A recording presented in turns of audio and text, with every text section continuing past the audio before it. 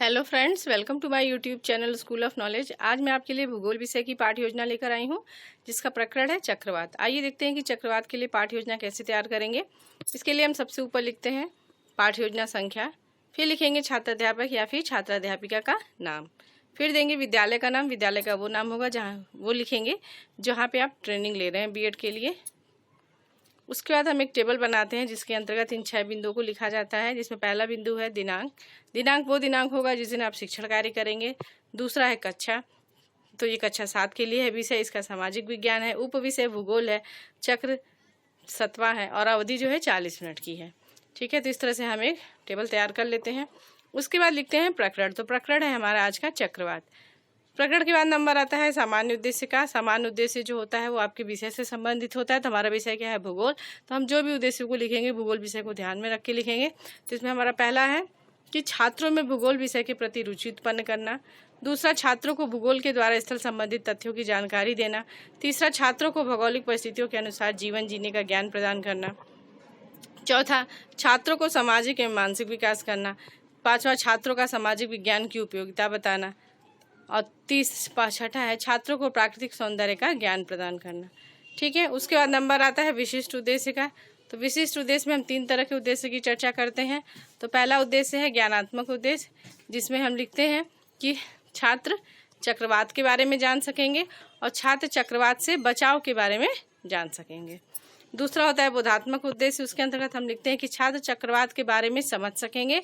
और दूसरा पॉइंट है कि छात्र विभिन्न प्रकार के चक्रवातों को समझ सकेंगे।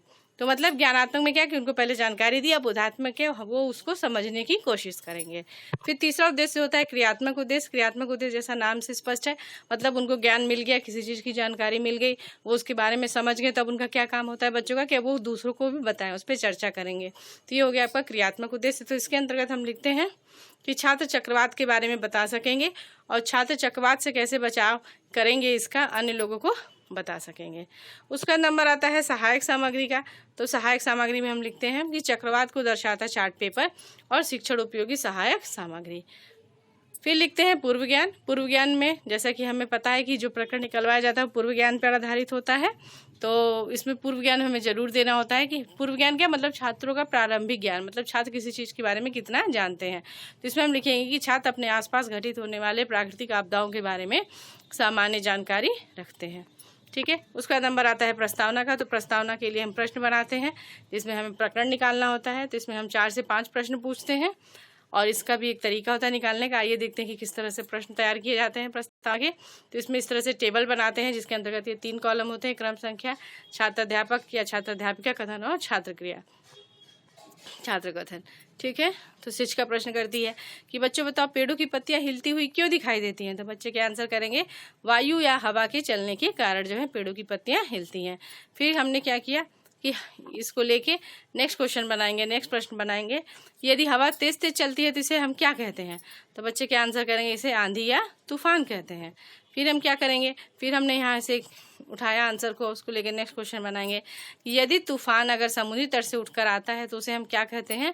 तो बच्चे क्या आंसर करेंगे? इसे हम चक्रवात कहते हैं। फिर हम नेक्स्ट क्वेश्चन पूछेंगे कि चक्रवात के बारे में आप क्या जानते हैं। तो बच्चे क्या जाएंगे? अपना अपना संभावित आंसर देंगे और कुछ समय बाद जो है मौन हो जाएंगे। मौन हो जाएंगे तो समस्यात्मक हो गया। तो शिक्षिका क्या करेगी? उद्देश्य कथन कहेगी कि छात्रों आज हम लोग भूगोल विषय के अंतर्गत चक्रवात के बारे में विस्तृत अध्ययन करेंगे। उसका नंबर आता है पाठ प्रस्तुतिकरण का। उसके लिए इस तरह से टेबल बनाते हैं जिसके अंतर्गत 5 कॉलम होते हैं। पहला है क्रम संख्या, दूसरा है शिक्षण बिंदु, तीसरा छात्र अध्यापक या फिर छात्र अध्यापिका क्रिया, चौथा है छात्र क्रिया और 5वां है श्यामपट्ट कार्य। तो शिक्षिका तो पहला शिक्षण बिंदु लेती है, चक्रवात को लेके पढ़ाएगी। तो उसके लिए पहले इससे रिलेटेड कुछ क्वेश्चन पूछेगी। तो पहला विकासात्मक प्रश्न पूछती है कि अगर खूब तेज धूल आंधी उड़ने लगे तो इस घटना को क्या कहते हैं। बच्चे क्या कहेंगे?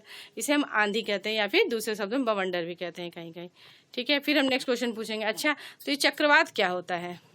तो बच्चे क्या मौन हो जाएंगे, समस्यात्मक होगा। तो हम क्या करेंगे? उसका स्पष्टीकरण देंगे कि चक्रवात उन चक्करदार हवाओं को कहते हैं जिनके मध्य में निम्न एवं किनारे की ओर उच्च वायुदाब होता है।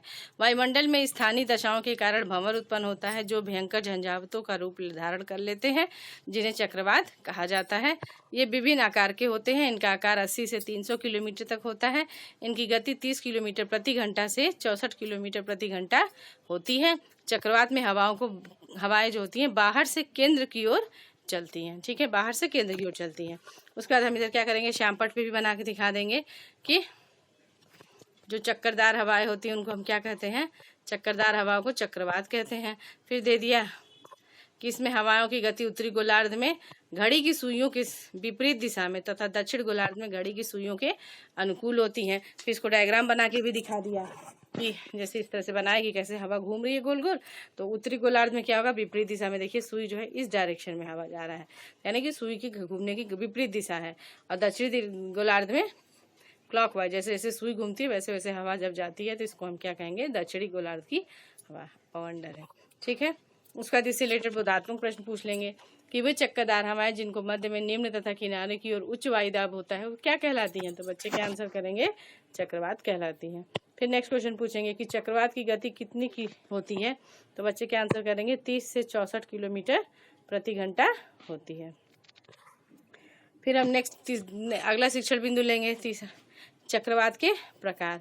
दूसरा शिक्षण बिंदु तो इसमें पहला क्वेश्चन पूछेंगे कि चक्रवात का आकार कितना बड़ा होता है, प्रीवियस से लिया गया है, तो बच्चे क्या आंसर करेंगे कि 80 से 300 किलोमीटर तक फैला होता है। फिर दूसरा प्रश्न पूछेंगे उत्पत्ति के आधार पर चक्रवात कितने प्रकार के होते हैं, बच्चे क्या मौन हो जाएंगे, समस्यात्मक हो गया, तो शिक्षिका क्या करेगी, स्पष्टीकरण देगी कि चक्रवात जो है 2 प्रकार के होते हैं। उष्णकटिबंधीय चक्रवात तो पहला है, ठीक है, तो इसमें लिखेंगे कि इस प्रकार के चक्रवात भूमध्य रेखा से 5 से 20 डिग्री अक्षांशों के बीच उत्तरी व दक्षिणी भाग में अधिक आते हैं। भारत में बंगाल की खाड़ी से उत्पन्न चक्रवात, पश्चिम बंगाल, उड़ीसा, आंध्र प्रदेश, तमिलनाडु तथा अरब सागर से उत्पन्न चक्रवात गुजरात और महाराष्ट्र राज्यों के समुद्र तटीय भागों को अधिक प्रभावित करते हैं।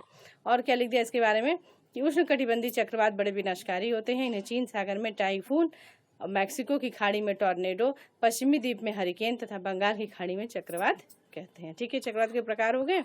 फिर इसको जो है हम श्यामपट्ट पे भी लिख के दिखा देंगे कि चक्रवात 2 प्रकार के होते हैं, उष्णकटिबंधीय चक्रवात और शीतोष्णकटिबंधीय चक्रवात। और साथ ही साथ एक पॉइंट और दे दिया कि उष्णकटिबंधीय चक्रवात जो होते हैं विनाशकारी होते हैं। और दूसरा शिक्षण बिंदु क्या है, दूसरा जो इसमें है पॉइंट, शीतोष्ण कटिबंध, ये क्या है कि ये चक्रवात अधिक बड़े होते हैं परंतु हवाओं की गति क्या होती है, इसमें मंद होती है। मंद होने के कारण ये अधिक विनाशकारी नहीं होते हैं। तो इसको भी श्यामपट्ट में लिख के दिखा दिया कि शीतोष्ण कटिबंधीय चक्रवात कम विनाशकारी होते हैं।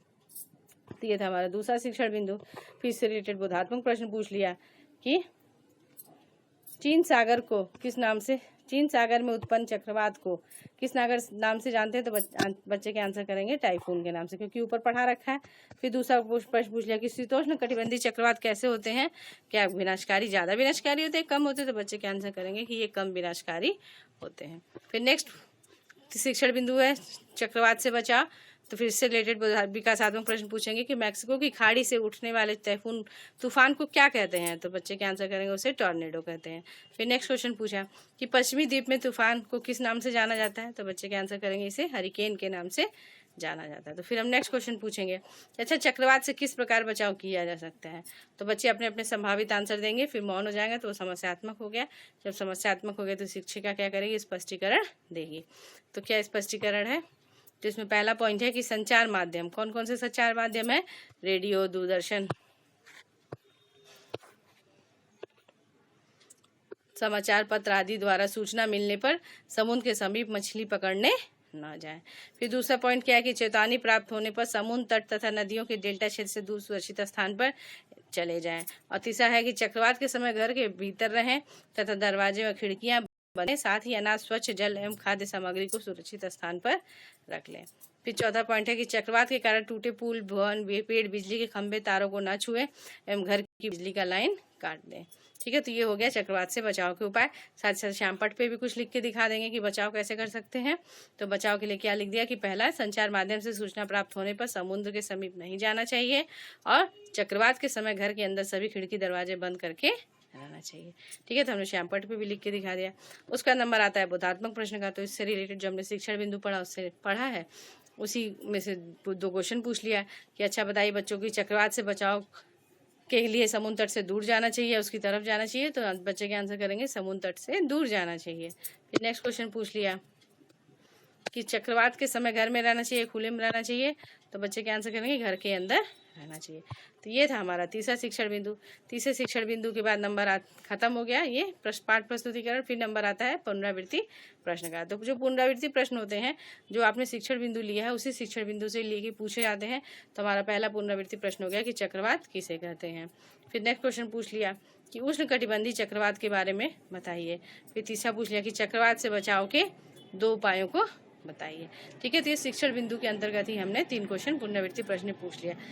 फिर आता है अगला हेडिंग है मूल्यांकन प्रश्न का। जो मूल्यांकन प्रश्न होता है वो शिक्षण के ओरिएंटेड होता है, टीचर ओरिएंटेड, शिक्षक के।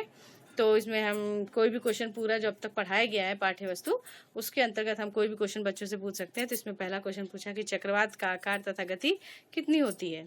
फिर दूसरा क्वेश्चन पूछ लिया कि मैक्सिको की खाड़ी से उठने वाले तूफान को क्या कहते हैं।